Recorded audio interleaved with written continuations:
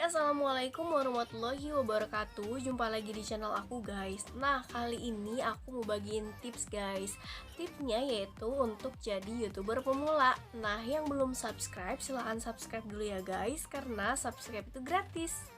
Langkah-langkah apa aja sih untuk jadi YouTuber pemula? Langkah yang pertama, teman-teman harus membuat Gmail, yaitu akun email. Dan yang kedua, itu teman-teman setelah proses pembuatan email, teman-teman tuh harus membuat akun YouTube. Ya karena kan kita mau jadi YouTuber ya, masa iya sih nggak punya akun YouTube. Yang ketiga, teman-teman harus memiliki aplikasi edit video. Nah, untuk YouTuber pemula, bagi yang menggunakan handphone, bisa download aplikasi InstaShoot, misalnya Filmorago, atau Vlogit, atau misalnya KineMaster, ataupun aplikasi teman-teman yang memang lebih paham lah.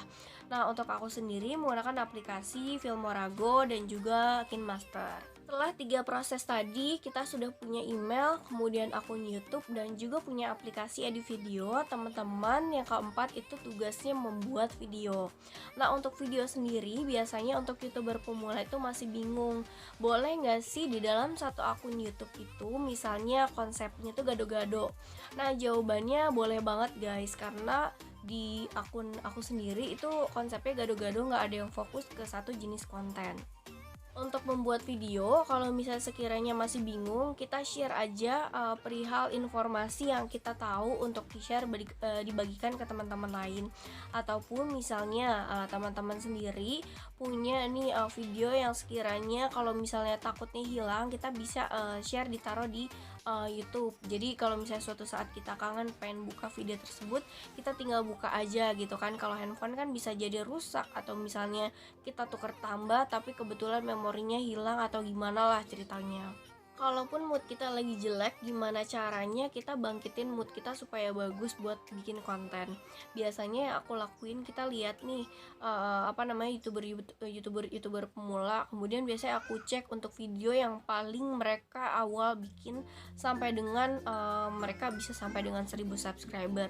Nah, biasanya aku jadiin patokan itu, kenapa mereka bisa tapi kenapa aku enggak gitu. Ya minimal dalam 1 bulan itu teman-teman bisa ngasilin beberapa video, entah 2 atau 3 video semales-malesnya itu sih.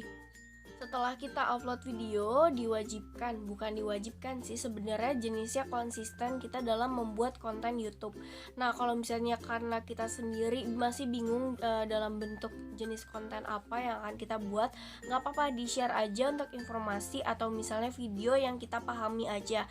Lambat laun kita bakal ngerti bikin video apa lagi sih untuk berikutnya. Dan yang paling penting, nomor 5 itu adalah video kita tuh harus original. Original tuh dalam arti video kita sendiri. Kalaupun misalnya kita mau share informasi yang lagi booming, kemudian kita mau sisipkan video orang lain, boleh. Nanti ditulis deskripsinya, misalnya sumbernya dari mana.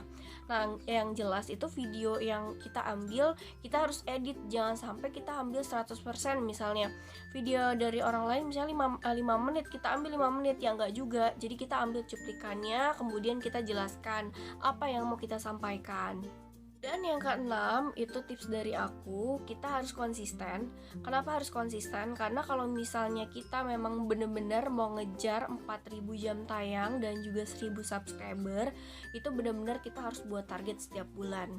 Karena kenapa? Kalau kita nggak buat target, itu gak akan kekejar-kejar. Karena pengalaman aku sendiri, aku pernah gagal untuk pengajuan, kemudian ditolak. Sampai akhirnya aku harus buat target. Misalnya untuk bulan ini, misalnya subscriber aku cuma nambah sekian, jam tayang sekian, berarti bulan depan itu harus lebih. Misalnya target aku misalnya sekarang ada 50 subscriber, berarti bulan depan harus berapa. Benar-benar harus sampai 1000 subscriber, itu ngejarnya benar-benar ngejar gitu. Dalam arti kalau misalnya 1 minggu ini cuma bisa bikin 1 konten, ya buat. Pokoknya selagi kita ada waktu kita buat. Jangan sampai udahlah nanti aja, kayaknya mood aku lagi jelek. Karena memang untuk buat video tuh butuh waktu, konsen, dan juga mood kita tuh harus bagus.